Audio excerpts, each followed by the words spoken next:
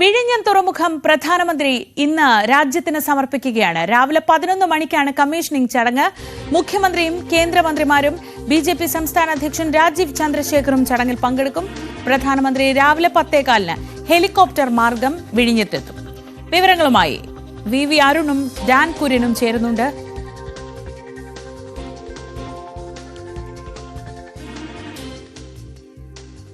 എത്രയോ കാലമായി കേരളത്തിന്റെ ഏറ്റവും വലിയ കാത്തിരിപ്പായിരുന്നു വിഴിഞ്ഞം അന്താരാഷ്ട്ര തുറമുഖം എന്നത്. അത് വെറുമൊരു തുറമുഖത്തിനപ്പുറം കേരളത്തെ സംബന്ധിച്ച് വികസനങ്ങളിലേക്കുള്ള ഏറ്റവും വലിയ പാത തുറക്കലാണ്.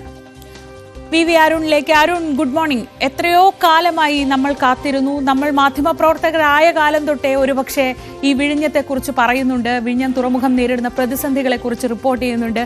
എന്നായിരിക്കും ഇത് ഇങ്ങനെ ഒരു കമ്മീഷനിങ് പറയാൻ കഴിയുക എന്ന് നമ്മൾക്ക് പോലും അറിയുമായിരുന്നില്ല. പക്ഷേ ഇന്ന് എല്ലാ പ്രതിസന്ധികൾക്കും ഒടുവിൽ വിഴിഞ്ഞം തുറമുഖം ഒരു യാഥാർത്ഥ്യമാകുമ്പോൾ കേരളത്തെ സംബന്ധിച്ച് ഈ ദിവസം എത്രത്തോളം പ്രധാനപ്പെട്ടതാണ്? തീർച്ചയായിട്ടും കേരളത്തിൽ ഏറ്റവും നല്ലൊരു പ്രഭാതം തന്നെയായി ഇത് മാറുമെന്ന് ഉറപ്പാണ്. കാരണം അത്രയധികം കേരളം കാത്തിരുന്ന ഒരു സ്വപ്നമാണ്. ആ സ്വപ്നം യാഥാർത്ഥ്യമാകില്ല എന്ന് പല ഘട്ടങ്ങളിലും എല്ലാവരും കരുതിയതാണ്. അങ്ങനെ വലിയ നിരാശ കേരളത്തിലെ ആകെ പടർന്ന കാലമാണ്. പ്രത്യേകിച്ച് വിഴിഞ്ഞം എന്ന പേര് കേൾക്കുമ്പോൾ തന്നെ തുറമുഖം തന്നെയാണ് മലയാളികളുടെ, പ്രത്യേകിച്ച് തിരുവനന്തപുരത്തുകാരുടെ മനസ്സിൽ ആദ്യം വരിക. പതിറ്റാണ്ടുകളായി എങ്കിലും കേരളം ചർച്ച ചെയ്യുന്ന ഒരു വിഷയം. അതിനും അപ്പുറത്തേക്കുള്ള ചരിത്രം വിഴിഞ്ഞത്തിന് പറയാനുണ്ട്. പക്ഷേ ഏറ്റവും അടുത്ത കാലത്ത് പോലും ഈ ഒരു 10-15 വർഷത്തിനുള്ളിൽ പോലും വിഴിഞ്ഞം വാർത്തകളിൽ നിറയാത്ത ദിവസങ്ങളില്ലായിരുന്നു. വിഴിഞ്ഞം ഓരോ ദിവസവും ഓരോ കാര്യങ്ങൾ ഒരുപക്ഷെ പോസിറ്റീവായും ചിലപ്പോൾ നെഗറ്റീവായും ഒക്കെ വാർത്തകൾ നിറഞ്ഞിരുന്നു. ആ വാർത്തകളിൽ നിറഞ്ഞ വിഴിഞ്ഞമാണെന്ന് യാഥാർത്ഥ്യമാകുന്നത്. ഇതിന്റെ വാണിജ്യാടിസ്ഥാനത്തിലുള്ള പ്രവർത്തനം നേരത്തെ ആരംഭിച്ചതാണെങ്കിലും കമ്മീഷനിംഗ് എന്ന വളരെ ഔദ്യോഗികമായ ഒരു നടപടിക്രമം അതാണ് ഇനി പൂർത്തിയാകാറുള്ളത്. അതിനുവേണ്ടിയാണ് പ്രധാനമന്ത്രി നരേന്ദ്രമോദി ഇന്നലെ തിരുവനന്തപുരത്ത് എത്തിയത്. അതിനാണ് കേരളം കാത്തിരുന്നത്. ഇനി ഏതാനും മണിക്കൂറുകൾ മാത്രമാണ് വിഴിഞ്ഞം തുറമുഖ പദ്ധതിയുടെ കമ്മീഷനിങ്ങിന് ബാക്കിയുള്ളത്.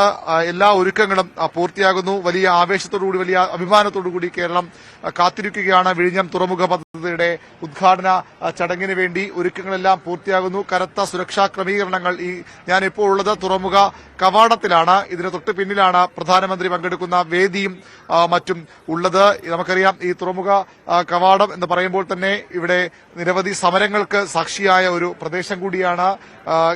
നേരത്തെ നമുക്കറിയാം, ഇതിന്റെ ഈ തുറമുഖ കവാടത്തിന് മുല്ലൂർ ജംഗ്ഷൻ വരെയുള്ള ഭാഗത്ത് ഏതാണ്ട് 3 മാസത്തോളം വലിയ സമരങ്ങൾ ഉണ്ടായ ഒരു പ്രദേശമാണ്. അവിടെയാണിപ്പോൾ വളരെ ആഹ്ലാദകരമായ ഒരു അന്തരീക്ഷത്തിൽ വിഴിഞ്ഞം തുറമുഖ പദ്ധതിയുടെ ഉദ്ഘാടനം നടക്കാൻ പോകുന്നത്. അതാണ് ഇന്ന് ഈ പ്രദേശത്ത് ഏറ്റവും അധികം സന്തോഷിപ്പിക്കുന്ന ഒരു കാര്യം. പ്രദേശവാസികൾ തന്നെയാണ് ഇവിടെ കുറെ മാസങ്ങൾ സമരം ചെയ്തത്. പക്ഷേ അതേ പ്രദേശവാസികൾ പൂർണ്ണമായും സർക്കാരുമായി സഹകരിച്ചു. ഇന്നലെ നമ്മോട് സംസാരിക്കുമ്പോൾ ദിവ്യ സാർ പറഞ്ഞതുപോലെ എന്താണ് ഇവിടെ വേണ്ടത്, ഈ തുറമുഖം എന്തെല്ലാം ഗുണങ്ങൾ അവർക്ക് ചെയ്യുമെന്ന് അവർ തിരിച്ചറിഞ്ഞ് പൂർണ്ണമായും സർക്കാരുമായി സഹകരിക്കുകയായിരുന്നു പ്രദേശവാസികൾ. ഇതാണ് നമ്മൾ നിൽക്കുന്ന ഈ തുറമുഖ കവാടത്തിന്റെ ഈ ഭാഗം വഴിയാണ് ഇനി അകത്തേക്ക് പ്രധാനമന്ത്രിയും മുഖ്യമന്ത്രിയും അടക്കമുള്ളവർ പോകേണ്ടത്. വലിയ പ്രചരണം ഇതുമായി ബന്ധപ്പെട്ടുണ്ട്. സംസ്ഥാന സർക്കാരും കേന്ദ്ര സർക്കാരും ഒരുപോലെ അവകാശവാദം ഉന്നയിക്കുന്നു. UDF മുന്നണി കക്ഷി ഒന്നടങ്കം അവകാശവാദം ഉന്നയിക്കുന്നു. നമ്മൾ ഇവിടെ കാണുന്നത് ഈ കവാടത്തെ ഏറ്റവും പ്രധാനമായി കാണുന്ന വലിയ ഒരു ഫ്ലക്സ്, ഒരു ഹോർഡിംഗ്സ് ആണ്. അതായത് മുഖ്യമന്ത്രിയും പ്രധാനമന്ത്രിയും ഒക്കെ സ്വാഗതം ചെയ്തുകൊണ്ടുള്ള ഒരു ഹോർഡിംഗ്സ്.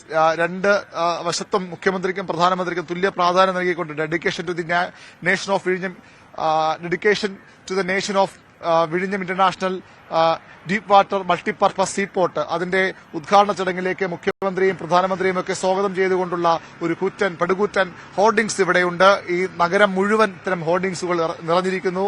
ഒരു ഭാഗത്ത് ഇടതു സർക്കാരിനും മുഖ്യമന്ത്രിക്കും ഒക്കെ നന്ദി പറഞ്ഞുകൊണ്ട്, മറുഭാഗത്ത് കേന്ദ്ര സർക്കാരിന് പ്രധാനമന്ത്രിക്ക് നന്ദി പറഞ്ഞുകൊണ്ട്, ഉമ്മൻചാണ്ടിക്ക് നന്ദി പറഞ്ഞുകൊണ്ട് കോൺഗ്രസിന്റെ പ്രചരണവും ഒരു വശത്തുണ്ട്. അങ്ങനെ 3 മുന്നണികളും ഒരുപോലെ അവകാശവാദം ഉന്നയിക്കുന്ന, അപ്പോൾ തന്നെ മനസ്സിലാക്കണം എന്തുകൊണ്ടാണ് വിഴിഞ്ഞത്തിന് ഇത്രയധികം അവകാശികൾ ഉണ്ടാകാൻ പോകുന്നത്, അല്ലെങ്കിൽ അവകാശവാദവുമായി 3 മുന്നണികളും ഒരുപോലെ രംഗത്ത് വരുന്നത്. അതിന് കാരണം വിഴിഞ്ഞം എന്ന് പറയുന്നത് അത്രയ്ക്ക് പ്രധാനപ്പെട്ടതാണ് കേരളത്തിന്.